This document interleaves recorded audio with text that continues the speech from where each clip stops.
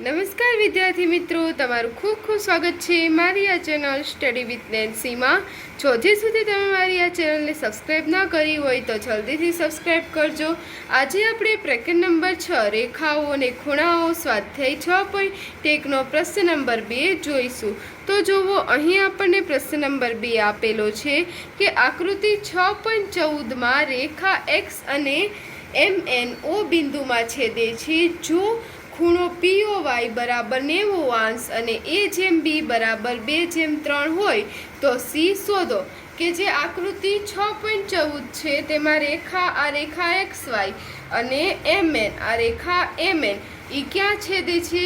બિંદુ O માં છેદે છે. તો આપણે શું કરવાનું છે? જે ખૂણો POY છે અને તે ખૂણો POY આપણને કેટલો આપેલો છે? 90°. આ POY છે, કેટલાનો છે? 90°, એટલે કાટખૂણો છે.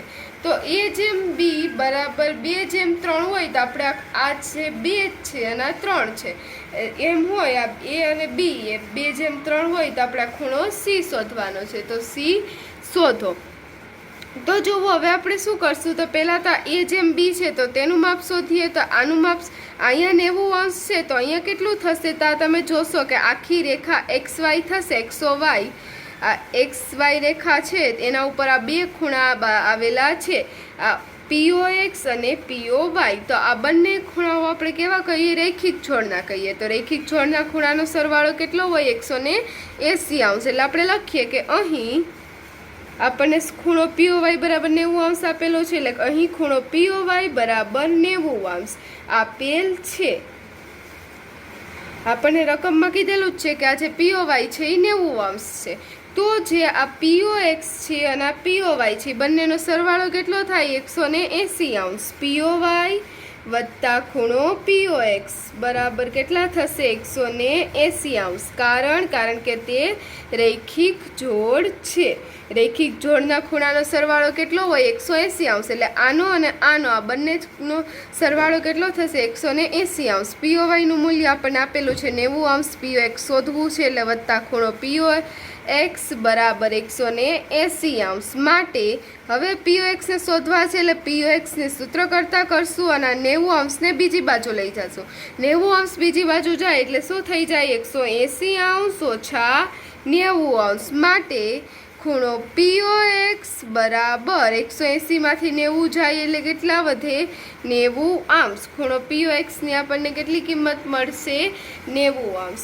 તો આપણને ખૂણો POX ની કિંમત મળી. હવે આ POX ની કિંમત મળી એના ઉપરથી હવે આપણે A ની અને B ની કિંમત શોધીએ. તો તમે જોશો કે A ની અને B ની કિંમત, તો A ને આપણને શું આપેલું છે? A/B બરાબર 2/3 આપેલું છે. તો શું થશે? તો અહીંયા જુઓ, A/B અને A/B બરાબર 2/3 આપેલું છે. એટલે આપણે A બરાબર કેટલા લેવાના? 2x અને B બરાબર કેટલા લેવાના? 3x. એટલે આપણે આ જે POX બરાબર 90° હતા એ POXમાં A વત્તા B બંનેનો ખૂણો કેટલો થશે? 90° થશે. કે આ જે POX છે એ બે ખૂણા A અને B ના સરવાળાથી બનેલા છે. એટલે A વત્તા B બરાબર 90° થશે. માટે A ની કિંમત કેટલી હતી? 2x અને B ની કિંમત કેટલી હતી? 3x. અહીંયા 2/3 આપેલા છે એટલે આપણે 2x ને 3x ધારી લઈએ. 2x વત્તા 3x બરાબર 90°. માટે 2 ને 3 કેટલા થાય? 5. એટલે 5x બરાબર 90°. માટે જે x બરાબર કેટલા થશે? 5 બીજી બાજુ જાય એટલે શું આવશે? છેદમાં આવી જશે 90/5. તો 90/5 કેટલા આવશે? માટે x બરાબર કેટલા થાય? 18. 18 × 5 = 90. એટલે x ની કિંમત આપણને કેટલી મળી? 18 મળી. તો હવે જુઓ, આપણને x ની કિંમત મળી. હવે એના મદદથી આપણે A ની અને B ની કિંમત શોધશું. તો હવે જે x ની કિંમત મળી એને આપણે, તો જુઓ, હવે આ x ની કિંમત મળી. હવે આ x ની કિંમત આપણે A અને B માં મૂકીએ. તો A બરાબર કેટલા લીધા હતા? 2x લીધા હતા. એટલે બરાબર 2 ગુણ્યા x ની કિંમત 18 મળી એટલે 2 ગુણ્યા 18. તો 18 દૂને કેટલા થાય? 36. A ની કિંમત કેટલી મળી આપણને? 36. હવે એવી જ રીતે B ની કિંમત, તો B ની કિંમત કેટલી હતી? 3x. એટલે 3 ગુણ્યા 18. તો 18 તેરીને કેટલા થાય? 54. એટલે આપણને B ની કિંમત કેટલી મળશે? 54. તો જોવો હવે આપણને એની કિંમત અને બીની કિંમત 36 ને 54 મળી ગઈ. હવે એના ઉપરથી આપણે આ સીની કિંમત શોધવાની છે. તો અહીંયા તમે જોશો કે આ જે રેખાખંડ MN છે એ રેખાખંડ ઉપર ખૂણો બી ને ખૂણો સી આવેલા છે, એટલે એ રેખિક જોડના ખૂણા થાય. એટલે ખૂણો બી અને ખૂણા સી નો સરવાળો કેટલો થશે? 180°. એટલે આપણે લખીએ માટે જે ખૂણો છે આપણો, અહીંયા જુઓ કયો ખૂણો બનશે? ખૂણો MOX કે ખૂણો MOX વત્તા ખૂણો MNOX બંનેનો સરવાળો કેટલો થશે? 180°. કારણ કે કેવા છે? રૈખિક જોડના ખૂણા છે, રૈખિક જોડ. તો જુઓ માટે ખૂણો MOX એટલે આપણે જે બી છે તો બીની કિંમત આપણને કેટલી મળી? 54°. એટલે 54° વત્તા ખૂણો NOX જેની આપણે કિંમત શોધવી છે અને આપણે સી પણ કહી શકીએ, એટલે કે બરાબર 180°. માટે હવે આ જે NOX છે તમે ખૂણો સી પણ કહી શકો, ખૂણો સી બરાબર ખૂણો NOX.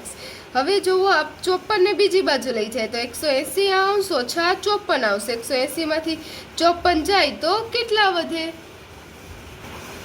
તો હવે જુઓ ખૂણો સી બરાબર કેટલો થશે? 180 માં 54 થાય તો 126°. તો આ જુઓ આપણા ખૂણા સી ની કિંમત આવી ગઈ.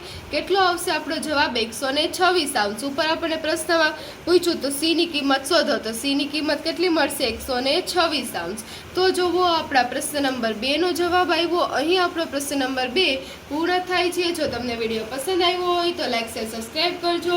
જો હજી સુધી તમે મારી આ ચેનલને સબસ્ક્રાઈબ ના કરી હોય તો જલ્દીથી સબસ્ક્રાઈબ કરજો, જેથી તમને મારા બધા જ વિડીયો સૌથી પહેલાં મળી રહે. Thanks for watching.